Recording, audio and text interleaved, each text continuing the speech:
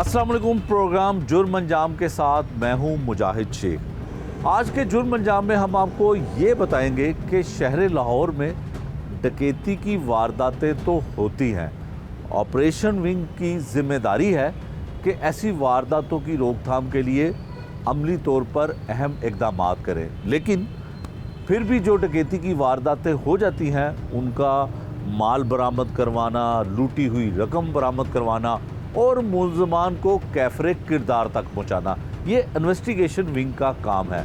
लेकिन बहुत कम हमने देखा कि इन्वेस्टिगेशन विंग जो बड़ी डकैती की वारदातें होती हैं उनको रिकवर करवा सके, उनको लूटी हुई रकम को वापस दिलवा सकें। वैसे तो बहुत सारी मिसालें हैं, लेकिन आज हम बादामी बाग पुलिस स्टेशन की हदूद में 40 लाख रुपए की डकैती की वारदात जो होती है, एक लोहे के गोदाम में गोदाम के मालिक और मुलाजमीन को यरगमाल बनाकर गन पॉइंट पर जो लूट मार की जाती है उसकी हम आपको सीसीटीवी फुटेज भी दिखाएंगे और उसके साथ साथ हम ये भी आपको बताएंगे कि इन्वेस्टिगेशन विंग ने क्या कारनामा सर अंजाम दिया, कितने मुल्ज़मान को पकड़ा और मुकदमे का मुद्दई इन्वेस्टिगेशन पुलिस से कितना मुतमिन है। ये सब कुछ आपको दिखाएंगे आज के इस प्रोग्राम में। हम आपको आज के प्रोग्राम में ये भी दिखाएंगे कि मांगा मंडी पुलिस स्टेशन की हदूद में 80 लाख रुपए की डकैती की वारदात होती है और 7 से ज़ायद डाकू एक घर में घुसकर 80 लाख रुपया लूटकर फरार हो जाते हैं। लेकिन इन्वेस्टिगेशन विंग ने उस कार्रवाई पे, उस डकैती की वारदात पे भी कुछ नहीं किया। लेकिन बादामी बाग पुलिस स्टेशन की हदूद में होने वाली डकैती की 40 लाख डकैती की बड़ी वारदात के हवाले से मुकदमे का मुद्दई क्या कहता है, जो यरगमाल बने लोग वो क्या कहते हैं, ये सब कुछ आपको दिखाते हैं आज के इस प्रोग्राम में। इक़दार में जब भी डकैती की वारदात होती है तो सबसे पहले सीसीटीवी फुटेज की तलाश की जाती है, चाहे वो पुलिस ऑफिसरान हो, चाहे वो मुकदमे का मुद्दई हो, यानी कि जो मुतासरा लोग होते हैं वो भी ये कहते हैं कि सबसे पहले सीसीटीवी फुटेज जो है वो तलाश की जाए ताकि मुल्ज़मान को बासानी गिरफ़्तार किया जाए। प्रोग्राम में सबसे पहले हम आपको कुछ मनाज़र दिखाते हैं। वो ये इस वक्त जो डकैती की वारदात होती है उसकी सीसीटीवी फुटेज नहीं है। पुलिस स्टेशन मांगा मंडी की हदूद में एक घर में 80 लाख रुपए की डकैती की वारदात होती है। 5 से ज़्यादा या 5 अफराद हों तो फिर ये 395 की दफ़ात के तहत FIR दर्ज की जाती है और इस वारदात में तकरीबन 7 अफराद जो थे वो लूट मार करने के लिए घर में दाखिल होते हैं। ज़ेवरात, नकदी, जो कुछ कीमती चीज़ें और ज़ेवरात के अलावा नकदी मिलती है वो तमाम की तमाम वो लूट कर फ़रार हो जाते हैं। उस घर में रहने वाला एक शख्स मज़ामत करता है, डाकुओं के साथ कोई अपनी रकम बचाने की कोशिश करता है तो डाकू उसको तशद्दुद का निशाना बनाते हैं। टेलीविज़न स्क्रीन पर हम उस ज़ख्मी शख्स की हालत भी आपको दिखा रहे हैं जो खून में लथपथ एक जगह पर बैठा हुआ है। जब ये डकैती होती है तो फौरी तौर पर मुतलका SHO, मुतलका DSP, मुतलका SP मौके पर पहुंचते हैं। वो भी हम आपको टेलीविज़न स्क्रीन पर दिखा रहे हैं कि 80 लाख रुपए की बड़ी डकैती की वारदात जब होती है तो पूरी पुलिस सदर डिवीज़न की मौके पर पहुंच जाती है। ऑर्गेनाइज क्राइम यूनिट के लोग भी पहुंचते हैं, इन्वेस्टिगेशन के लोग भी पहुंचते हैं, लेकिन अभी तक उस डकैती की वारदात का कोई सुराग हमारे सामने नहीं आ सका। शहर लाहौर में जब डकैती की वारदात होती है तो तमाम इल्ज़ामात और तमाम नेग्लिजेंसी जो है वो ऑपरेशन पुलिस के ज़िम्मे में, यानी कि उनके हिस्से में आती है। लेकिन वारदात हो जाने के बाद जब FIR दर्ज हो जाती है तो फिर तमाम की तमाम ज़िम्मेदारी इन्वेस्टिगेशन विंग की शुरू हो जाती है और इसके साथ इन्वेस्टिगेशन विंग की तरह बनाए जाने वाले एक यूनिट OCU के ज़िम्मे भी आ जाती है।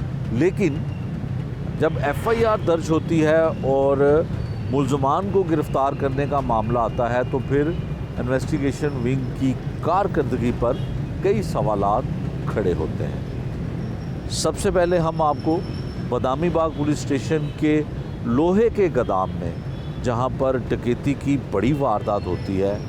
डाकू वहां पर उस दफ्तर में आते हैं, उस गोदाम के दफ्तर में आते हैं जहां पर उस गोदाम का मालिक और चंद मुलाजमीन वहां पर मौजूद होते हैं। क्या कुछ होता है वो हम आपको कैमरे की आंख ने जो अक्सबंद किया वो दिखाएंगे। और खुशकिस्मती ये है कि वहाँ पे जो लगाया गया, नस्ब किया गया कैमरा था, वो ऑडियो वीडियो दोनों चीज़ें रिकॉर्ड करता था। और उसमें डाकुओं ने किस तरह से उनको ज़दोकोब किया, किस तरह से जब वो दफ्तर के अंदर दाखिल होते हैं तो अस्सलाम वालेकुम आवाज़ बुलंद कहते हैं। क्या आवाज़ें उनकी हैं, क्या कुछ वो कहते हैं और क्या कुछ कैमरा दिखाता है, सबसे पहले हम आपको वो दिखाते हैं। के इलाके में जो डकैती की एक बड़ी वारदात होती है उसकी सीसीटीवी यानी कि क्लोज सर्किट फुटेज जो है वो क्या कहती है, मुंह बोलता सबूत है। और उसके मनाजर हमने आपको दिखाए और तमाम उसके जो पहलू थे उस पर भी हमने बात की। अब ये जो वारदात होती है, जो तकरीबन 30 से 40 लाख रुपए की वारदात होती है, वो किस तरह से होती है और जिनके साथ ये वारदात होती है ताजर हैं और मुकदमा उनकी मुद्दयत में दर्ज किया जाता है। क्या मनाजर ये बयान करते हैं कि कैसे ये वारदात हुई, या अब इनकी ज़ुबानी सुनते हैं। अच्छा जी, आप अपना नाम बताइएगा, माइक करीब कर लें। क्या नाम है आपका? मोहम्मद अफजाल है। अफजाल साहब क्या कारोबार करते हैं? हम इधर स्क्रैप का कारोबार करते हैं। तकरीबन 40 साल हो गए हमें मिस्री शाह में काम करते हैं। ठीक है जी। तो 60 साल 50 साल मेरे वालिद साहब ने किया, 60 साल। अच्छा। और 40 साल मुझे हो गए तकरीबन इधर मार्केट में काम करते हुए। ठीक है। तो मैं पहले मेरा गोदाम मिस्री शाह में था। ठीक है। इधर आया मुझे 4 महीने हुए हैं। ये बदामी बाग पुलिस स्टेशन, ये बदामी पुलिस बाग की।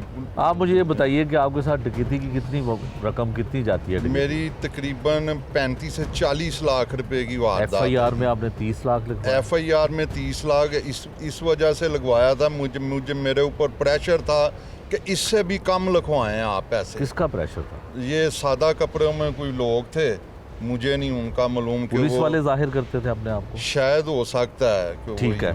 तो आपने 30 लाख लिखवाया, इसके अलावा आपका असला भी था? जी, मेरे पास एक 222 थी वलायती। अच्छा।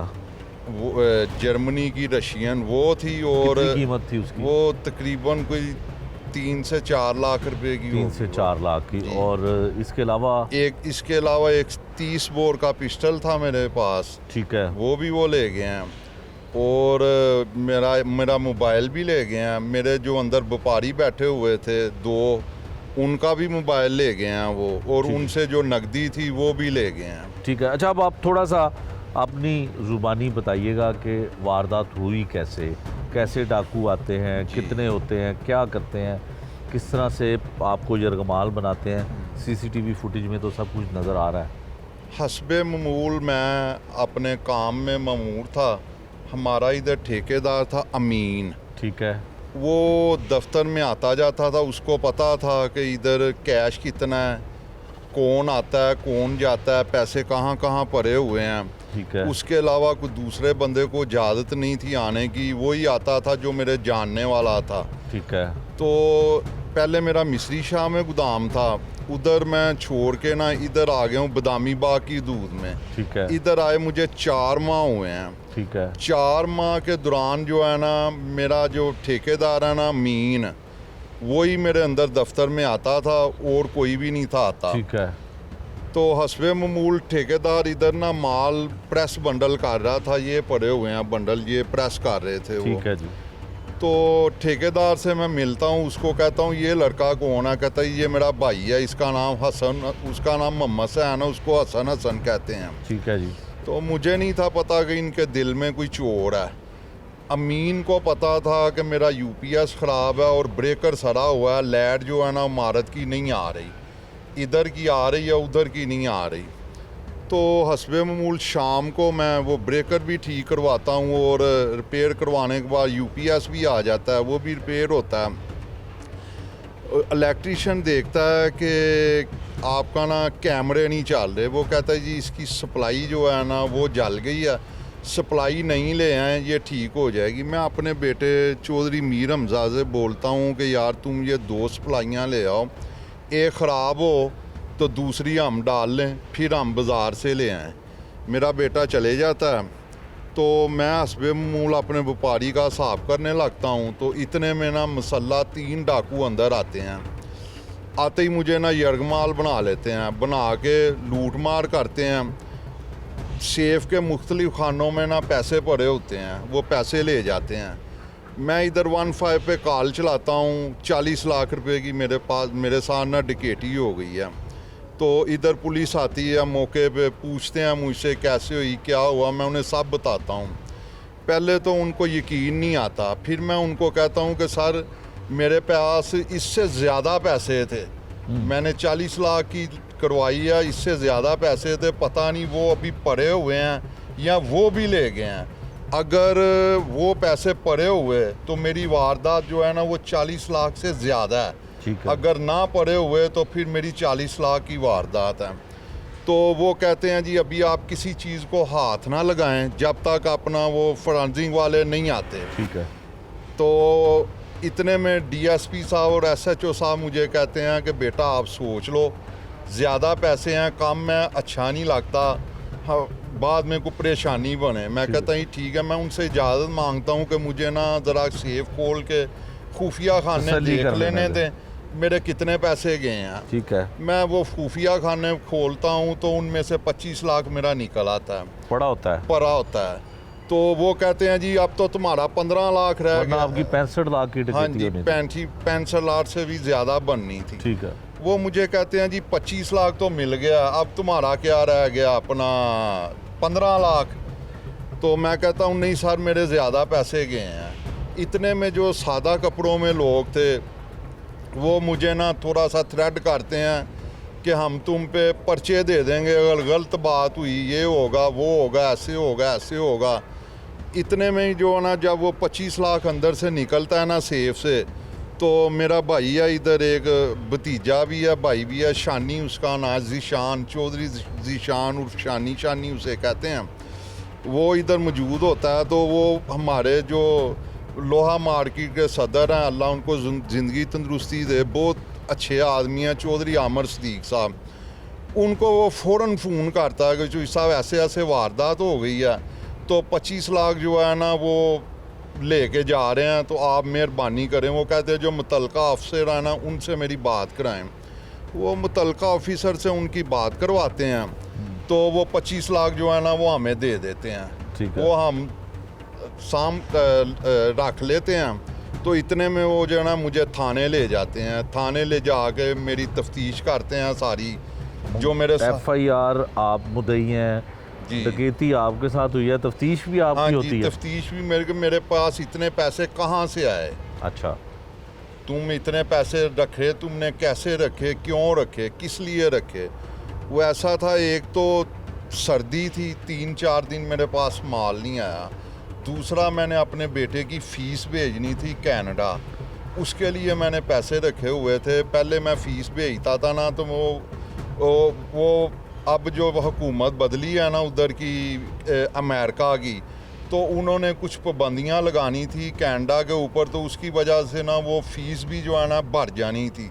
तो मेरे बेटे ने कहा कि पापा आप मुझे ना पूरे साल की फ़ीस भेज दें, मेरी फ़ीस वही रहेगी, नहीं तो जो है ना 20-25 लाख रुपए का ना फ़र्क पड़ जाना है। ठीक है। तो मैंने कहा ठीक है।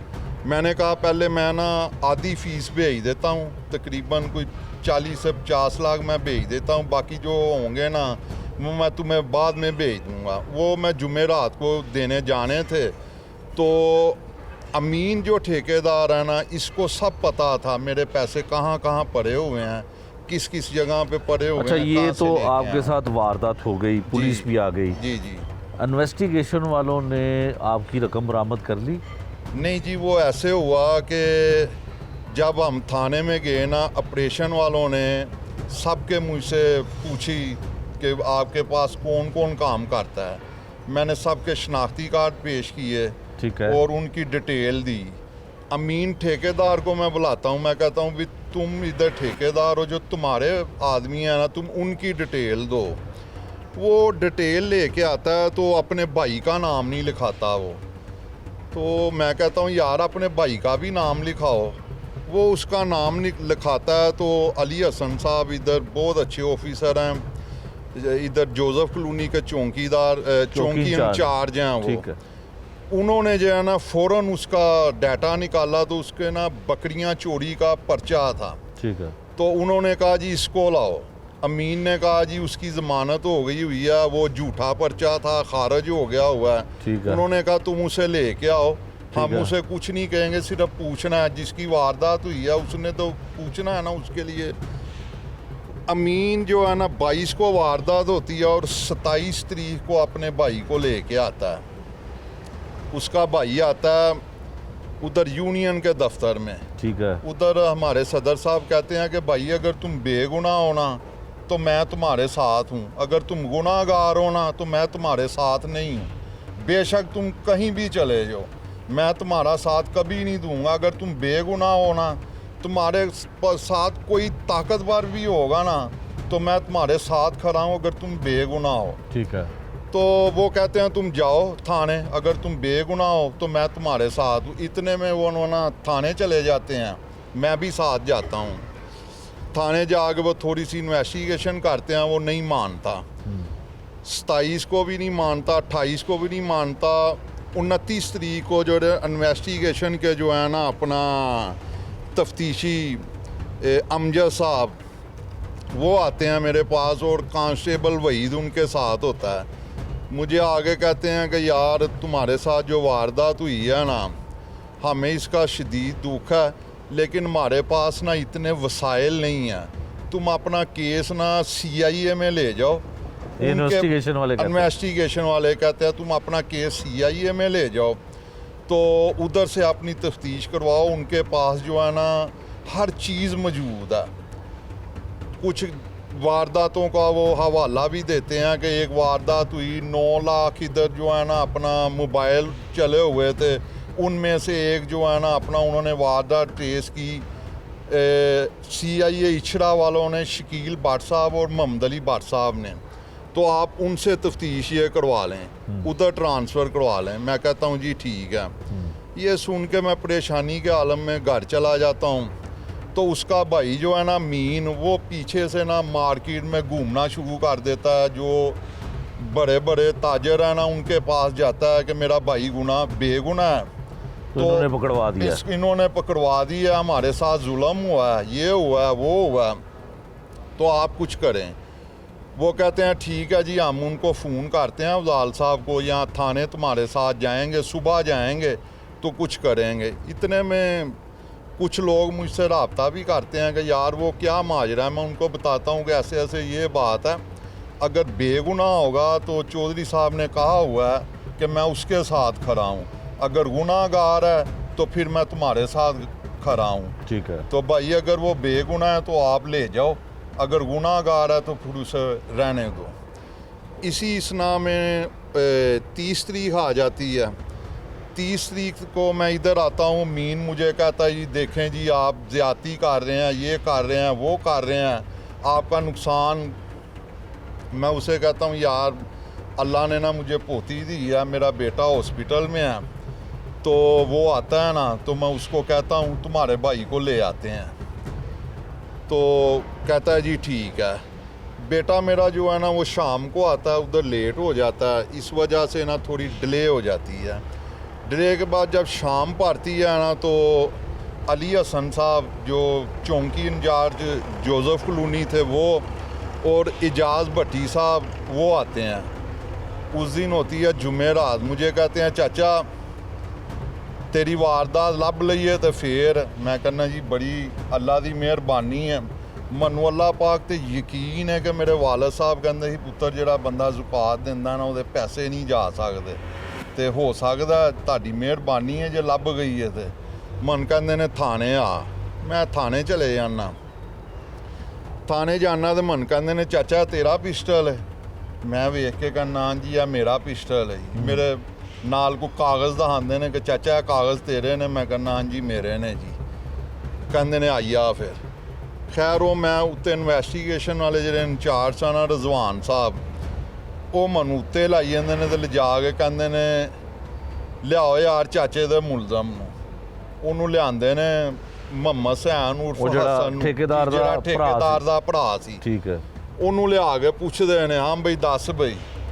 ਉਹ ਮੰਨਦਾ ਕਿ ਇਹੋ ਜਿਹੀ ਆ ਵਾਰਦਾਤ ਮੈਂ ਕੀਤੀ ਹੈ, ਮੈਂ ਮੰਗਿਓ ਜਿਹੜਾ ਨਾ ਮੇਰੇ ਤੇ ਬੱਕਰੀਆਂ ਚੋਰੀ ਦਾ ਪਰਚਾ ਹੋਇਆ ਸੀ, ਮੈਂ ਜੇਲ੍ਹ ਗਿਆ ਸਾਂ, ਉੱਥੇ ਜਾ ਕੇ ਮੈਂ ਗੈਂਗ ਬਣਾਇਆ ਸੀ। ਮੈਂ ਇਹਨਾਂ ਨੂੰ ਕਿਹਾ ਸੀ ਤੁਸੀਂ ਕੀ ਆਪਣਾ 2-2 ਲੱਖ 3-3 ਲੱਖ ਰੁਪਏ ਦੇ ਪਿੱਛੇ ਆਪਣਾ ਲੱਤਾਂ ਭਨਵਾਉਂਦੇ ਫਿਰਦੇ ਜੇ, ਤੁਹਾਨੂੰ ਮੈਂ ਵੱਡੇ ਘਰ ਲੱਭ ਕੇ ਦੇਣਾ ਤੇ ਤੁਸੀਂ ਜਿਹੜਾ ਨਾ ਉੱਥੇ ਆਓ, ਉੱਥੇ ਤੁਹਾਡਾ ਜਿਹੜਾ ਨਾ ਮੈਂ ਕੋਈ ਵੱਡਾ ਹੀ ਜੁਗਾੜ ਲਵਾਨਾ। ਤੇ ਸਰ ਉਹ ਮੇਰੇ ਸਾਹਮਣੇ ਵੀ ਉਹਨੇ ਇਕਰਾਰ ਕਰ ਲਿੱਤਾ। ਇੱਥੇ ਵੀ ਆਪਣਾ ਉਹਦਾ ਭਰਾ ਨੂੰ ਵੀ ਮੈਂ ਜਿਸਲੇ ਕਿਹਾ, ਉਹਦਾ ਭਰਾ ਜਿਹੜਾ ਉਹ ਜਿਸਲੇ ਉਹਨੂੰ ਪਤਾ ਲੱਗਾ ਕਿ ਮੇਰਾ ਭਰਾ ਮੰਨ ਗਿਆ, ਉਹ ਨੱਸ ਗਿਆ ਅਮੀਨ, ਠੀਕ ਹੈ। ਉਹ ਪੇਸ਼ ਨਹੀਂ ਹੋਇਆ। ਉਸ ਤੋਂ ਬਾਅਦ ਉਸ ਤੋਂ ਪਹਿਲੇ ਇੱਕ ਦਿਨ ਪਹਿਲੇ ਜਦੋਂ ਹਸਨ ਨੇ ਹਜੇ ਇਕਰਾਰ ਨਹੀਂ ਸੀ ਕੀਤਾ, ਕਾਫੀ ਬੰਦੇ ਜਿਹੜਾ ਨਾ ਕੋਈ ਸ਼ੇਹੂਪੁਰੇ ਦੇ, ਕੋਈ ਉਹਨਾਂ ਦੇ ਪਿੰਡ ਦੇ ਜਿਹੜੇ ਚੌਧਰੀ ਸਨ ਠੀਂਗ ਮੋੜ ਦੇ, ਉਹ ਆਉਣ ਲੱਗ ਪਏ ਕਿ ਜਨਾਬ ਉਹ ਬੇਗੁਨਾਹ ਤੇ ਤੁਸੀਂ ਉਹਨਾਂ ਨੂੰ ਫੜਾਇਆ, ਜ਼ਿਆਦਤੀ ਕਰ ਰਹੇ ਹੋ। ਮੈਂ ਉਹਨਾਂ ਨੂੰ ਕਿਹਾ ਜੀ ਬੇਗੁਨਾਹ ਦੇ ਭਾਈ ਤੁਸੀਂ ਜਾ ਕੇ ਛੁਡਾ ਲਵੋ। ਉਹਦੇ ਹੀ ਕੋਈ ਰਾਣਾ ਸੁਲੇਮਾਨ ਸਾਹਿਬ ਸਨ, ਉਹ ਆਉਂਦੇ ਨੇ। ਇੱਕ ਆਪਣਾ ਦਸਤਗੀਰ ਸਾਹਿਬ ਸਨ, ਉਹ ਹਵਾਲਦਾਰ ਨੇ ਸਿਵਾ ਲੈਣ ਦੇ ਵਿੱਚ, ਉਹਨਾਂ ਦੇ ਵਾਲਦ ਸਾਹਿਬ ਨੇ ਆਪਣਾ ਚੌਧਰੀ ਸਲਾਮਤ ਸਾਹਿਬ ਇੰਸਪੈਕਟਰ, ਉਹ ਮਨ ਨੰਬਰ ਲਿਖ ਕੇ ਦੇ ਕੇ ਜਾਂਦੇ ਨੇ ਜੀ ਕਿ ਜੇ ਸਾਡਾ ਮੁੰਡਾ ਬੇਗੁਨਾਹ ਦੇ ਭਾਈ ਅਸੀਂ ਛੁਡਾ ਲੈਂਦੇ ਹਾਂ। ਮੈਂ ਕਹਿੰਦਾ ਜੀ ਤੁਸੀਂ ਛੁਡਾ ਲਓ, ਜੇ ਬੇਗੁਨਾਹ ਮਨ ਕੋਈ ਇਤਰਾਜ਼ ਨਹੀਂ। ਉਹ ਥਾਣੇ ਤੇ ਜਾਣ ਦੀ ਬਜਾਏ ਪਤਾ ਨਹੀਂ ਉਹ ਮੈਂ ਫੌਰਨ ਮੈਂ ਆਪਣੇ ਬੇਟੇ ਨੂੰ ਦੱਸਣਾ ਵੀ ਕਿ ਮੇਰੇ ਕੋਲ ਫਲਾਣਾ ਬੰਦਾ ਆਇਆ। ਇਹ ਅਲੀ ਹਸਨ ਸਾਹਿਬ ਨੂੰ ਫੋਨ ਕਰਦਾ ਜੀ ਕਿ ਫਲਾਣਾ ਬੰਦਾ ਆਇਆ, ਜਾਂ ਤਫਤੀਸ਼ੀ ਸਾਹਿਬ ਅਮਜਦ ਸਾਹਿਬ ਨੂੰ ਫੋਨ ਕਰਕੇ ਦੱਸਦਾ ਜੀ ਕਿ ਫਲਾਣਾ ਬੰਦਾ ਆਇਆ ਤੇ ਉਹ ਮੈਨੂੰ ਕਹਿ ਰਿਹਾ ਕਿ ਜੀ ਉਹ ਬੇਗੁਨਾਹ ਤੁਸੀਂ ਛੱਡ ਦਿਓ। ਤੇ ਉਹ ਕਹਿੰਦੇ ਨੇ ਅੱਛਾ ਜੀ ਅਸੀਂ ਕੁਛ ਕਰਨੇ ਆ ਤਫਤੀਸ਼, ਅਸੀਂ ਦੱਸਨੇ ਆ।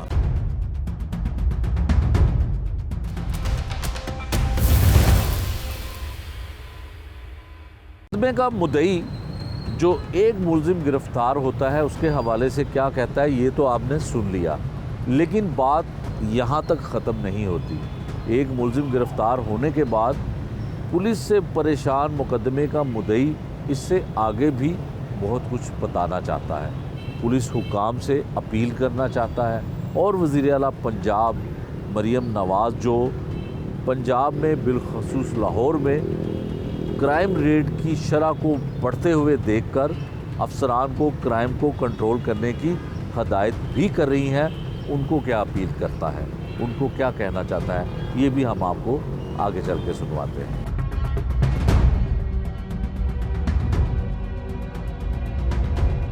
ਉਸ ਤੋਂ ਬਾਅਦ ਜਦੋਂ ਮੁਲਜ਼ਮ ਦਾ ਇਤਰਾਫੀ ਬਿਆਨ ਹੋਈ ਜਾਂਦਾ, ਉਹਦੇ ਕੋਲੋਂ ਬਰਾਮਦ ਹੋਈ ਜਾਂਦੀ ਹੈ ਪਿਸਟਲ ਵੀ। ਉਹ ਜਿਹੜਾ ਆਪਣਾ ਰਾਣਾ ਸੁਲੇਮਾਨ ਸੀ ਨਾ, ਉਹ ਕੋਈ ਬੰਦੇ ਲੈ ਕੇ ਆਈ ਜਾਂਦਾ ਜੀ ਮੈਂ ਤੁਹਾਡੀ ਕੋਈ ਰਿਕਵਰੀ ਕਰਵਾਉਣਾ ਵਾਂ। ਇਸੇ ਸੁਨਾਹ ਦੇ ਵਿੱਚ ਜਿਹੜਾ ਨਾ ਅਮਜਦ ਸਾਹਿਬ ਮੈਨੂੰ ਕਹਿੰਦੇ ਨੇ ਜੀ ਤੁਸੀਂ ਜੇ ਅਮੀਨ ਦਾ ਨਾਂ ਲਵੋਗੇ ਨਾ ਤੇ ਤੁਹਾਡੀ ਰਿਕਵਰੀ ਨਹੀਂ ਹੋਣੀ, ਤੇ ਅਮੀਨ ਨੂੰ ਤੁਸੀਂ ਰਹਿਣ ਦਿਓ, ਤੁਹਾਡੀ ਰਿਕਵਰੀ ਹੋਣ ਡਈ ਹੈ, ਤੁਸੀਂ ਸ਼ਰੀਫ ਆਦਮੀ ਹੋ, ਕਾਰੋਬਾਰੀ ਬੰਦੇ ਹੋ, ਤੁਹਾਨੂੰ ਕੀ ਜ਼ਰੂਰਤ ਹੈ ਜ਼ਿਆਦਾ ਉਲਝਣਾਂ ਦੇ ਹੀ ਪੈਣ ਦੀ। ਮੈਂ ਕਹਿੰਦਾ ਜੀ ਠੀਕ ਹੈ ਜੀ, ਮੈਨੂੰ ਤਾਂ ਰਿਕਵਰੀ ਚਾਹੀਦੀ ਹੈ, ਮੇਰੀ ਕਿਹੜੀ ਕਿਸੇ ਨਾਲ ਦੁਸ਼ਮਣੀ ਹੈ। ਤੇ ਉਹ ਉਹਨਾਂ ਨਾਲ ਸਾਜ਼ਬਾਜ਼ ਕਰਕੇ ਲਿਖਤ ਪਰਤ ਕਰਕੇ ਨਾ ਤੇ ਚਲੇ ਜਾਂਦੇ ਨੇ। ਹਫਤੇ ਦਾ ਟਾਈਮ ਦਿੰਦੇ ਨੇ ਕਿ ਅਸੀਂ ਹਫਤੇ ਵਾਲੇ ਦਿਨ ਆਵਾਂਗੇ। ਉਹ ਹਫਤੇ ਵਾਲੇ ਦਿਨ ਆਉਣ ਦੇ ਬਜਾਏ ਅਸੀਂ ਜੁਮੇ ਵਾਲੇ ਦਿਨ ਜਾਂਦੇ ਹਾਂ ਉੱਥੇ ਥਾਣੇ, ਮੈਂ ਤੇ ਮੇਰਾ ਬੇਟਾ। ਉੱਥੇ ਅਮਜਦ ਸਾਹਿਬ ਕਹਿੰਦੇ ਨੇ ਜੀ ਅੱਜ ਉਹ ਆਏ ਸਨ ਤੇ ਰੁਪਈਆ 2 ਲੱਖ ਦੇ ਗਏ ਨੇ ਉਹ ਰਿਕਵਰੀ ਦਾ, ਤੇ ਬਾਕੀ ਵੀ ਉਹ ਕਹਿੰਦੇ ਨੇ ਜੀ ਅਸੀਂ ਨੱਸ ਭੱਜ ਕਰਨੇ ਪਿਆ ਤੇ ਕਰਨੇ ਆ। ਐਨੀ ਦੇਰ ਐਨੇ 'ਚ ਹੀ ਉਹ ਮੁਲਾਜ਼ਮ ਵਹੀ ਦਾ ਆਈ ਜਾਂਦਾ। ਮੈਂ ਉਹਨੂੰ ਕਹਿੰਦਾ ਵਹੀ ਸਾਹਿਬ ਦੇਖੋ ਤੁਸੀਂ ਸਾਡੇ ਨਾਲ ਜ਼ਿਆਦਤੀ ਕਰ ਰਹੇ ਹੋ। ਕਹਿੰਦਾ ਉਹ ਤੁਹਾਨੂੰ 3 ਲੱਖ ਦੁਆ ਤੇ ਦਿੱਤਾ, ਹੋਰ ਕੀ ਲੈਣਾ ਜੇ। ਉਹ ਨਾਲ ਹੀ ਅਮਜਦ ਸਾਹਿਬ ਬੋਲਦੇ ਨੇ ਕਿ ਯਾਰ ਮੈਂ ਹਜੇ 2 ਲੱਖ ਦੀ ਉਹਨਾਂ ਦੇ ਰਿਕਵਰੀ ਪਾਈ ਹੈ, ਮੈਂ ਰਮਾਨ ਲੈ ਕੇ ਆਉਣਾ, ਲੱਖ ਦੀ ਫੇਰ ਪਾਵਾਂਗਾ ਰਿਕਵਰੀ। ਮੈਂ ਕਿਹਾ ਠੀਕ ਹੈ ਜੀ। ਮੈਂ ਕਿਹਾ ਸਰ ਮੇਰੇ ਬਾਕੀ ਪੈਸੇ? ਕਹਿੰਦੇ ਨੇ ਜੀ ਉਸੇ ਸਿਲਸਿਲੇ 'ਚ ਵੀ ਅਸੀਂ ਲੱਗੇ ਹਾਂ, ਤੁਸੀਂ ਟੈਨਸ਼ਨ ਨਾ ਲਵੋ। ਅਸੀਂ ਯਾਨੀ ਕਿ ਆਪਣੇ ਵੱਲੋਂ ਰਿਲੈਕਸ ਹੋਈ ਜਾਂਦੇ ਹਾਂ। ਅਸੀਂ ਡਿਪਟੀ ਸਾਹਿਬ ਕੋਲ ਜਾਂਦੇ ਹਾਂ, ਆਪਣਾ ਰਾਣਾ ਇਸ਼ਫਾਕ ਸਾਹਿਬ ਕੋਲ, ਉਹ ਬੜੀ ਸ਼ਫਕਤ ਨਾਲ ਸਾਡੇ ਨਾਲ ਪੇਸ਼ ਆਉਂਦੇ ਨੇ। ਚੌਧਰੀ ਆਮਰ ਸਾਹਿਬ ਉਹਨਾਂ ਨੂੰ ਫੋਨ ਕਰਦੇ ਨੇ ਕਿ ਜਨਾਬ ਇਹ ਕਾਰੋਬਾਰੀ ਬੰਦੇ ਨੇ, ਸ਼ਰੀਫ ਆਦਮੀ ਨੇ, ਮੈਂ ਇਹਨਾਂ ਨੂੰ ਤੁਹਾਡੇ ਕੋਲ ਭੇਜ ਰਿਹਾ ਤੇ ਤੁਸੀਂ ਇਹਨਾਂ ਦੀ ਗੱਲ ਜਿਹੜੀ ਹੈ ਨਾ ਧਿਆਨ ਨਾਲ ਸੁਣੋ, ਗੌਰ ਨਾਲ ਸੁਣੋ। ਅਸੀਂ ਉਹਨਾਂ ਨਾਲ ਜਾ ਕੇ ਆਪਣਾ ਸਾਰੀ ਗੱਲ ਦੱਸਦੇ ਹਾਂ ਕਿ ਜਨਾਬ ਅਮਜਦ ਸਾਹਿਬ ਸਾਨੂੰ ਇਹ ਕਹਿੰਦੇ ਨੇ। ਉਹ ਅਮਜਦ ਸਾਹਿਬ ਨੂੰ ਬੁਲਾਉਂਦੇ ਨੇ ਤੇ ਅਮਜਦ ਸਾਹਿਬ ਕਿਧਰੇ ਗਏ ਹੁੰਦੇ ਨੇ ਤੇ ਜਿਹੜਾ ਨਵੇਂ ਇੰਚਾਰਜ ਆਏ ਨੇ ਨਾ ਅਲੀ ਰਜ਼ਾ ਸਾਹਿਬ, ਉਹਨਾਂ ਨੂੰ ਬੁਲਾਉਂਦੇ ਨੇ। ਉਹਨਾਂ ਨੂੰ ਬੁਲਾ ਕੇ ਤੇ ਅਮਜਦ ਸਾਹਿਬ ਤੇ ਬੜਾ ਬਰਹਮੀ ਦਾ ਇਜ਼ਹਾਰ ਕਰਦੇ ਨੇ ਕਿ ਯਾਰ ਇਹ ਮਹਿਕਮੇ ਦੀ ਨੱਕ ਵੜਦਾ ਪਿਆ, ਕਦੀ ਕਹਿੰਦਾ ਜੀ ਤਫਤੀਸ਼ ਉੱਥੇ ਲਾਈਓ, ਕਦੀ ਸਾਡੇ ਤੇ ਦਬਾਅ ਪਾ ਰਿਹਾ ਸੀ ਕਿ ਤੁਸੀਂ ਮੁਲਜ਼ਮ ਨਾਲ ਸੁਲ੍ਹਾ ਕਰ ਲਵੋ, ਸੁਲ੍ਹਾ ਕਰ ਲਵੋ ਤੇ ਤੁਹਾਨੂੰ ਜਿਹੜਾ ਨਾ 8 ਦਿਨਾਂ ਦੇ ਵਿੱਚ ਆ ਮੁਲਜ਼ਮ ਫੜਵਾ ਦੇਗਾ। ਠੀਕ ਹੈ। ਅਸੀਂ ਨਹੀਂ ਮੰਨੇ, ਅਸੀਂ ਟਾਈਮ ਲਿੱਤਾ। ਅਸੀਂ ਫਿਰ ਡੀਐਸਪੀ ਸਾਹਿਬ ਕੋਲ ਜਦੋਂ ਗਏ ਤੇ ਉਹਨਾਂ ਨੂੰ ਸਾਰਾ ਦੱਸਿਆ ਜੀ ਕਿ ਸਾਡੇ ਤੇ ਸੁਲ੍ਹਾ ਦਾ ਦਬਾਅ ਪਾ ਰਹੇ ਨੇ ਅਮਜਦ ਸਾਹਿਬ, ਤੇ ਉਹਨਾਂ ਨੇ ਬੁਲਾਇਆ ਉਹਨਾਂ ਨੂੰ ਅਲੀ ਰਜ਼ਾ ਸਾਹਿਬ ਨੂੰ। ਉਹਨਾਂ ਨੂੰ ਕਿਹਾ ਜੀ ਕਿ ਕਿਉਂ ਇਹ ਕੌਣ ਹੈ ਸੁਲ੍ਹਾ ਦਾ ਦਬਾਅ ਪਾਉਣ ਵਾਲਾ? ਉਹਨਾਂ ਨੇ ਸਾਨੂੰ ਮਨਾ ਕੀਤਾ। ਉਹਨਾਂ ਨੇ ਕਿਹਾ ਬਿਲਕੁਲ ਸੁਲ੍ਹਾ ਨਹੀਂ ਕਰਨੀ, ਤੁਹਾਡੀ ਰਿਕਵਰੀ ਵੀ ਹੋਏਗੀ, ਤੁਹਾਨੂੰ ਪੈਸੇ ਵੀ ਮਿਲਣਗੇ ਇਨਸ਼ਾਅੱਲਾ ਤਾਲਾ, ਤੁਹਾਨੂੰ ਲੈ ਕੇ ਵੀ ਦਿਆਂਗੇ ਪੈਸੇ, ਬਾਕੀ ਮੁਲਜ਼ਮ ਵੀ ਫੜਾਂਗੇ। ਅਸੀਂ ਕਿਹਾ ਠੀਕ ਹੈ ਜੀ। ਜਦ ਕਿ ਅਮਜਦ ਸਾਹਿਬ ਨੇ ਜਿਹੜਾ ਨਾ ਸਾਰਾ ਕੰਮ ਰੈਡੀਮੇਡ ਹੀ ਕੀਤਾ, ਯਾਨੀ ਕਿ ਉਹਨਾਂ ਨੂੰ ਘਰ ਬੈਠੇ ਹੀ ਸਾਰਾ ਕੁਝ ਮਿਲਿਆ। ਉਹਨਾਂ ਨੇ ਨਾ ਕਿਧਰੇ ਰੇਟ ਮਾਰੀ, ਨਾ ਕਿਧਰੇ ਗਏ, ਨਾ ਆਏ, ਨਾ ਲੈਣਾ ਨਾ ਦੇਣਾ। ਉਹ ਕਿੱਸਾ ਮੁਖਤਸਰ ਜੀ ਸਾਨੂੰ ਉਸ ਤੋਂ ਬਾਅਦ ਜਿਹੜਾ ਨਾ ਆਪਣਾ ਅਮਜਦ ਸਾਹਿਬ ਨੇ ਆਸਤਾ ਆਸਤਾ ਥ੍ਰੈਡ ਕਰਨਾ ਸ਼ੁਰੂ ਕਰ ਦਿੱਤਾ ਕਿ ਜੀ ਉਹ ਤੁਸੀਂ ਸੁਲ੍ਹਾ ਕਰ ਲੈਂਦੇ। ਅਸੀਂ ਇਸੇ ਦੌਰਾਨ ਹੀ ਨਾ ਆਪਣੀ ਤਫਤੀਸ਼ ਦੀ ਤਬਦੀਲੀ ਦੀ ਸਿਰਫ 3 ਲੱਖ ਹੁਣ ਤੱਕ ਰਿਕਵਰੀ ਹੋਈ। ਹਾਂਜੀ 3 ਲੱਖ ਮੁਲਜ਼ਮ ਕਿੱਥੇ ਵੇ? ਮੁਲਜ਼ਮ ਨੂੰ ਉਹਨੇ ਜੇਲ੍ਹ ਭੇਜ ਦਿੱਤਾ। ਅਮਜਦ ਸਾਹਿਬ ਨੇ ਖੂਫੀਆ ਜ਼ਿਮਨੀਆਂ ਹੀ ਲਿਖ ਕੇ ਕਿ ਜੀ ਇਹਨਾਂ ਨਾਲ 9 ਲੱਖ ਦੀ ਵਾਰਦਾਤ ਹੋਈ ਸੀ। ਸਾਨੂੰ ਤੁਹਾਨੂੰ ਪਤਾ ਕਿ ਮੁਲਾਜ਼ਮ ਹੁੰਦੇ ਨੇ, ਕੋਈ ਮੁਲਜ਼ਮ ਨੂੰ ਹੋ ਸਕਦਾ ਉਹਨਾਂ ਨੇ ਦੱਸਿਆ ਹੋਵੇ ਜਾਂ ਜਿਨ੍ਹਾਂ ਨਾਲ ਸਾਜ਼ਬਾਜ਼ ਕੀਤੀ ਹੈ ਉਹਨਾਂ ਨੇ ਉਹਨਾਂ ਨੂੰ ਦੱਸਿਆ ਹੋਵੇ। ਸਾਡੇ ਕੋਲ ਇੱਕ ਬੰਦਾ ਆਂਦਾ ਮੀਨ ਦਾ ਮਿਨਲ ਹੁੰਦਾ, ਅਸੀਂ ਉਹ ਕਹਿੰਦਾ ਕਿ ਤੁਸੀਂ ਇੱਥੇ ਲੱਗੇ ਫਿਰਦੇ ਹੋ, ਕੱਲ ਉਹਨਾਂ ਨੇ ਮੁਲਜ਼ਮ ਨੂੰ ਜੇਲ੍ਹ ਭੇਜ ਦੇਣਾ। ਮੈਂ ਕਿਹਾ ਯਾਰ ਉਹ ਕਿਸ ਤਰ੍ਹਾਂ? ਕਹਿੰਦਾ ਜੀ ਉਹਨਾਂ ਨੇ ਖੂਫੀਆ ਜ਼ਿਮਨੀਆਂ ਹੀ ਲਿਖਿਆ ਕਿ ਜੀ ਇਹਨਾਂ ਨਾਲ 9 ਲੱਖ ਦੀ ਵਾਰਦਾਤ ਹੋਈ ਸੀ। ਠੀਕ ਹੈ। 3 ਲੱਖ ਰੁਪਈਆ ਜਿਹੜਾ ਨਾ ਹਸਨ ਨੇ ਆਪਣੇ ਹਿੱਸੇ ਦਾ ਦੇ ਦਿੱਤਾ, ਬਾਕੀ ਜਿਹੜੇ 2 ਮੁਲਜ਼ਮ ਸਨ ਨਾ ਬਾਕੀ ਰਿਕਵਰੀ ਉਹਨਾਂ ਕੋਲ ਹੈ। ਅਸੀਂ ਤਫਤੀਸ਼ ਦੇ ਇਜ਼ਹਾਰ ਦੇ ਹੀ ਨਾ ਮੈਂ ਤੇ ਮੇਰਾ ਬੇਟਾ ਜਾਂਦੇ ਹਾਂ ਥਾਣੇ। ਅਸੀਂ ਜਾ ਕੇ ਅਲੀ ਰਜ਼ਾ ਸਾਹਿਬ ਨਾਲ ਗੱਲ ਕਰਨੇ ਆ ਜਿਹੜੇ ਇੰਚਾਰਜ ਨੇ। ਸਰ ਇਹ ਗੱਲ ਹੈ, ਉਹ ਅਮਜਦ ਸਾਹਿਬ ਨੂੰ ਬੁਲਾਉਂਦੇ ਨੇ, ਅਮਜਦ ਸਾਹਿਬ ਆਉਂਦੇ ਨੇ, ਉਹ ਕਹਿੰਦੇ ਨੇ ਨਹੀਂ ਜੀ ਇਹਨਾਂ ਨੂੰ ਗਲਤ ਫਹਿਮੀ ਹੋਈ ਹੈ, ਵਹਿਮੀ ਬੜੇ ਨੇ, ਇਹ ਵਹਿਮ ਕਰਦੇ ਨੇ। ਮੇਰੇ ਕੋਲ ਇਹ ਬਿਆਨ ਹੈ ਜਿਹੜਾ ਮੈਂ ਅਦਾਲਤ ਹੀ ਪੇਸ਼ ਕਰਨਾ ਕਿ ਜਨਾਬ 30 ਲੱਖ ਦੀ ਇਹਨਾਂ ਨਾਲ ਵਾਰਦਾਤ ਹੋਈ ਸੀ। 30 ਲੱਖ ਦੀ ਵਾਰਦਾਤ ਵਿੱਚੋਂ 3 ਲੱਖ ਬਰਾਮਦਗੀ ਹੋ ਗਈ ਹੈ ਤੇ ਬਾਕੀ ਇਹਨਾਂ ਦੇ ਪੈਸੇ ਨਾ ਉਹ ਜਿਹੜੇ ਨਸ਼ੇ ਨੇ ਨਾ मुलजम ਉਹਨਾਂ ਨਾਲ है। बिल्कुल ठीक है। ये इन्वेस्टिगेशन का हाल है जी कि एक केस है जिसमें सबसे पहले ऑपरेशन पुलिस जो है, जो ऑपरेशन पुलिस FIR दर्ज करती है वो 30 लाख से ज़ायद की डकैती की वारदात है, लेकिन उसको कम लिखा जाता है। 40 लाख से के करीब जो है वो डकैती की वारदात है, लेकिन 30 लाख उसमें लिखा जाता है। उसके बाद मामला आ जाता है इन्वेस्टिगेशन का।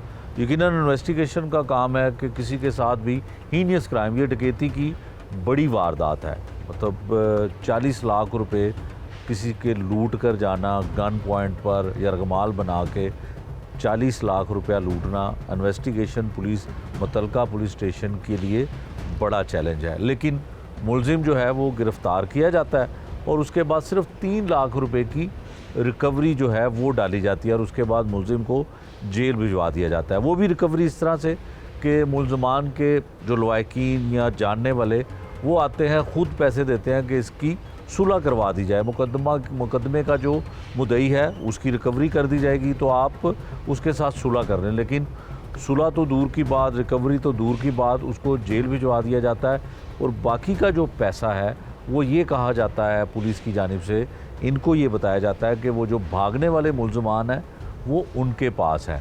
असला जो इनका डकैती के दौरान डाकू लेके जाते हैं वो भी इनके पास होता है। फिर उसके बाद मुलजमान को तहफ़्फ़ुज़ फराहम करने के लिए इन्वेस्टिगेशन विंग जो है इनको थ्रेड भी करता है, इनको डराता भी है, इनको धमकाता भी है।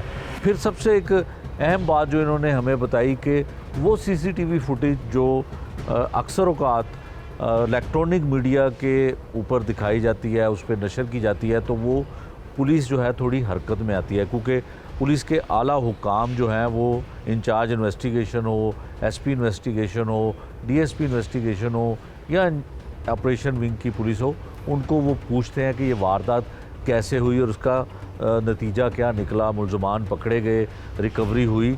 तो इनको वो भी पुलिस की जानिब से ये कहा गया कि ये सीसीटीवी फुटेज जो है ये किसी सूरत भी आपने किसी को नहीं देनी ताकि पुलिस के ऊपर प्रेशर ना आ सके। ये एक ताजर है, इनकी गुफ्तगू, इनकी बातें वो सब कुछ बताती हैं कि सीधे साधे आदमी हैं, सीधा सीधा कारोबार करने वाले शख्स हैं। 40 लाख रुपए की डकैती की वारदात बदामी बाग पुलिस स्टेशन की हदूद में होती है, किसी को नहीं पता, मुकदमा हो जाता है। इन्वेस्टिगेशन पुलिस क्या कारकर्दगी करती है, क्या कुछ करती है, हमने इनकी ज़ुबानी आपको सुनवाया। अब ये कोई अपील करना चाहते हैं, पुलिस हुकाम से कुछ कहना चाहते हैं, डीआईजी इन्वेस्टिगेशन से कुछ कहना चाहते हैं, आईजी पंजाब से कुछ कहना चाहते हैं, या वज़ीर आला पंजाब जो बहुत ज़्यादा इस बारे में मुतहरिक हैं कि जो डकैती की वारदातें होती हैं वो लाहौर शहर में उस पर कंट्रोल किया जाए। क्या कहना चाहते हैं, की कहना चाहते हो ਤੁਸੀਂ ਵਜ਼ੀਰ ਆਲਾ ਪੰਜਾਬ ਨੂੰ, ਆਈਜੀ ਪੰਜਾਬ ਨੂੰ? ਸਭ ਤੋਂ ਪਹਿਲੇ ਤੇ ਉਹਨਾਂ ਦੇ ਅੱਗੇ ਰਿਕੁਐਸਟ ਕਰਾਂਗਾ ਕਿ ਮੇਰੇ ਨਾਲ ਜ਼ਿਆਦਤੀ ਹੋਈ ਹੈ। ਪੁਲਿਸ ਡਾਕੂਆਂ ਨੇ ਤੇ ਜੋ ਮੇਰੇ ਨਾਲ ਕੀਤਾ, ਲੇਕਿਨ ਇਹ ਜਿਹੜਾ ਤਫਤੀਸ਼ੀ ਸਾਹਿਬ ਨੇ ਜੋ ਕੀਤਾ ਨਾ, ਇਹਨਾਂ ਨੇ ਉਹਨਾਂ ਤੋਂ ਵੀ ਭੈੜਾ ਕੀਤਾ। ਮੈਂ ਤਬਦੀਲੀ ਤਫਤੀਸ਼ ਵਾਸਤੇ ਜਿਹੜਾ ਨਾ ਆਪਣਾ ਐਸਐਸਪੀ ਸਾਹਿਬ ਕੋਲ ਗਿਆ, ਉਹਨਾਂ ਨੇ ਮੇਰੀ ਦਰਖਾਸਤ ਮਾਰਕ ਕੀਤੀ ਤੇ ਐਸਪੀ ਸਾਹਿਬਾ ਜਿਹੜਾ ਨਾ ਛੁੱਟੀ ਦੇ ਸਨ ਤੇ ਮੈਂ ਲੁਹਾਰੀ ਗਿਆ ਅਲੀ ਕਾਜ਼ੀ ਸਾਹਿਬ ਕੋਲ। ਉਹਨਾਂ ਨੇ ਆਪਣਾ ਫੋਨ ਕੀਤਾ ਐਸਐਚਓ ਨੂੰ, ਅਲੀ ਹਸਨ ਸਾਹਿਬ ਨੂੰ, ਕਿ ਤੇਰੇ ਕੋਲ ਨਾ ਆਪਣਾ 3 ਦਿਨ ਦਾ ਟਾਈਮ ਹੈ, ਮੁਲਜ਼ਮ ਵੀ ਚਾਹੀਦੇ ਨੇ ਤੇ ਰਿਕਵਰੀ ਵੀ ਚਾਹੀਦੀ ਹੈ। ਉਸ ਦੌਰਾਨ ਸਰ ਆਪਣਾ ਅਲੀ ਹਸਨ ਸਾਹਿਬ ਦਾ 3 ਦਿਨਾਂ ਦਾ ਤਬਾਦਲਾ ਹੋ ਜਾਂਦਾ ਤੇ ਉਹ ਕੇਸ ਜਿਹੜਾ ਨਾ ਆਪਣਾ ਵਿੱਚ ਹੀ ਰਹਿ ਜਾਂਦਾ। ਪੁਲਿਸ ਹੁਕਾਮ को क्या कहना चाहते हैं? ਪੁਲਿਸ ਹੁਕਾਮ ਨੂੰ ਮੈਂ ਇਹੀ ਕਹਾਂਗਾ ਕਿ ਉਹਨਾਂ ਦੀ ਮਿਹਰਬਾਨੀ ਹੈ ਕਿ ਕੁਛ ਸਿਲਾ ਰਹਿਮੀ ਕਰਨ, ਮੇਰੀ ਰਕਮ ਜਿਹੜੀ ਉਹ ਮਨ ਦਿਲਵਾਈ ਜਾਏ ਤੇ ਜਿਹੜੇ ਅਸਲ ਮੁਲਜ਼ਮ ਨੇ, ਕਿਉਂਕਿ ਜਿਹੜਾ ਅਮੀਨ ਹੈ ਉਹਨੂੰ ਉਹਨਾਂ ਨੇ ਨਾਮਜ਼ਦ ਨਹੀਂ ਕੀਤਾ। ਉਹ ਤਫਤੀਸ਼ੀ ਸਾਹਿਬ ਕਹਿੰਦੇ ਸਨ ਕਿ ਮੇਰੇ ਕੋਲ ਅਥਾਰਟੀ ਨਹੀਂ ਹੈਗੀ ਕਿ ਮੈਂ ਕਿਸੇ ਬੰਦੇ ਨੂੰ ਲਿਆ ਕੇ, ਤੁਸੀਂ ਵਾਰਦਾਤ ਦੇ ਵਿੱਚ ਲਹਾਇਆ FIR ਦੇ 3 ਬੰਦੇ, ਜੇ ਮੈਂ ਚੌਥੇ ਬੰਦੇ ਬਿਠਾਉਣ ਦੀ ਮੇਰੇ ਕੋਲ ਅਥਾਰਟੀ ਨਹੀਂ ਹੈਗੀ ਕਿ ਮੈਂ ਚੌਥਾ ਬੰਦਾ ਕਿਸ ਤਰ੍ਹਾਂ ਲਿਆ ਕੇ ਬਿਠਾ ਸਕਣਾ। ਮੁਲਜ਼ਮ ਦਾ ਤਰਾਫੀ ਬਿਆਨ ਸੀ ਕਿ ਮੈਂ ਜੇਲ੍ਹ ਦੇ ਵਿੱਚ ਗੈਂਗ ਬਣਾਇਆ ਜਦੋਂ ਬੱਕਰੀਆਂ ਚੋਰੀ ਦੇ ਹੀ ਗਿਆ ਵਾਂ, ਉੱਥੋਂ ਮੈਂ ਮੰਗਿਓ ਬੰਦੇ ਆਏ ਨੇ ਇੱਥੋਂ ਮੋਟਰਸਾਈਕਲ ਉਹਨਾਂ ਨੂੰ ਦਿੱਤੀ ਗਈ ਹੈ, ਕੋਈ ਬੰਦੇ ਨਾਲ ਮੁਕਾਮੀ ਦਿੱਤੇ ਗਏ ਨੇ ਤੇ ਮੇਰੇ ਨਾਲ ਇਹ ਵਾਰਦਾਤ ਕਰਕੇ ਗਏ ਨੇ। ਤੇ ਜਦ ਕਿ ਆਪਣਾ ਤਫਤੀਸ਼ੀ ਸਾਹਿਬ ਦਾ ਇਹੋ ਹੀ ਮੌਕਫ ਸੀ ਕਿ ਮੈਂ ਤੀਸਰੇ ਤੋਂ ਚੌਥੇ ਬੰਦੇ ਨੂੰ ਲਿਆ ਕੇ ਮੈਂ ਬਹਾ ਹੀ ਨਹੀਂ ਸਕਦਾ, ਸਖਤੀ ਬਹੁਤ ਹੈ ਤੇ ਪੁੱਛਗਿੱਛ ਹੁੰਦੀ ਹੈ ਰਾਤ ਨੂੰ, ਕਿਸ ਤਰ੍ਹਾਂ ਲਿਆਏ ਉਹ ਬੰਦਾ, ਕਿਉਂ ਲਿਆਏ ਉਹ, ਕਿੱਥੋਂ ਆਇਆ, ਕਿਉਂ ਆਇਆ, ਤੇ ਲਿਆਦਾ ਭਾਜੀ ਮੇਰੇ ਹੱਥ ਖੜੇ ਨੇ, ਤੁਸੀਂ ਆਪਣੀ ਤਫਤੀਸ਼ ਕਿਧਰੇ ਲਿਜਾਣਾ ਚਾਹੁੰਦੇ ਹੋ ਲਿਜਾ ਸਕਦੇ ਹੋ। ਮੈਂ ਜਿਹੜੇ ਪੈਸੇ ਬਰਾਮਦ ਕਰਨੇ ਸੀ ਕਰ ਲਿੱਤੇ ਨੇ, ਮੈਂ ਆਪਣੀ ਤਫਤੀਸ਼ ਜਿਹੜੀ ਹੈ ਨਾ ਉਹ ਪੂਰੀ ਕੀਤੀ ਹੈ, ਇਮਾਨਦਾਰੀ ਨਾਲ ਕੀਤੀ ਹੈ, ਜਦ ਕਿ ਅਸੀਂ ਜਿਹੜਾ ਨਾ ਉਹਦੇ ਤੇ ਨਹੀਂ ਸਾਂ। ਫਿਰ ਉਸ ਤੋਂ ਬਾਅਦ ਅਸੀਂ ਜਿਹੜਾ ਨਾ ਦੁਬਾਰਾ ਐਸਪੀ ਸਾਹਿਬਾਂ ਕੋਲ ਗਏ ਹਾਂ ਨੁਲੱਕੇ, ਉਹਨਾਂ ਨੂੰ ਜਾ ਕੇ ਸਾਰੀ ਗੱਲਬਾਤ ਦੱਸੀ ਹੈ। ਉਹਨਾਂ ਨੇ ਉਹਨਾਂ ਨੂੰ ਸ਼ੋਕਾਰ ਨੋਟਿਸ ਭੇਜਿਆ।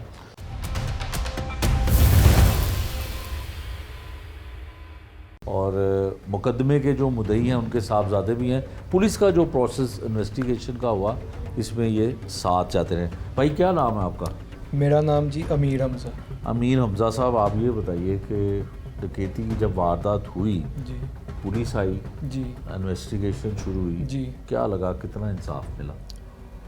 शुरू में तो लगता रहा कि कुछ होगा, लेकिन आहिस्ता आहिस्ता जो है ना बहुत कम होता गया काम जो है ना।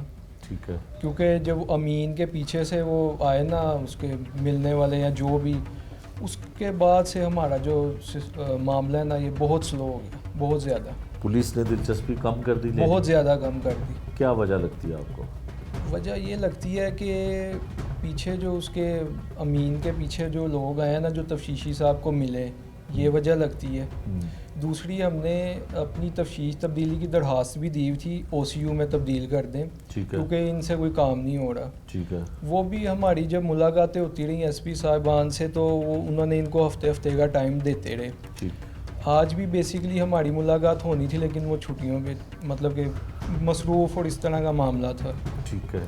तो वो यही मतलब कि ना OCU में हमारी दरख्वास्त जा सकी है, ना ये कुछ कर सके। ठीक है। अच्छा, ये बताइएगा कि इन्वेस्टिगेशन के पास जब ये केस जाता है और आप तब्दीली तफ्तीश के लिए जाते हैं, तो आपको क्या लगता है कि किसी अगर बड़े अफसर के पास आप जाते, DIG साहब के पास पेश होते, CCPO साहब के पास पेश होते, IG साहब के पास पेश होते, तो शायद आपकी कोई दाद रसी होती? जी, मुझे पूरा यकीन था कि अगर हम उनके पास पेश होते तो ज़रूर हमारा जो नुकसान है ना वो रिकवर होना था। तो क्यों नहीं हुए?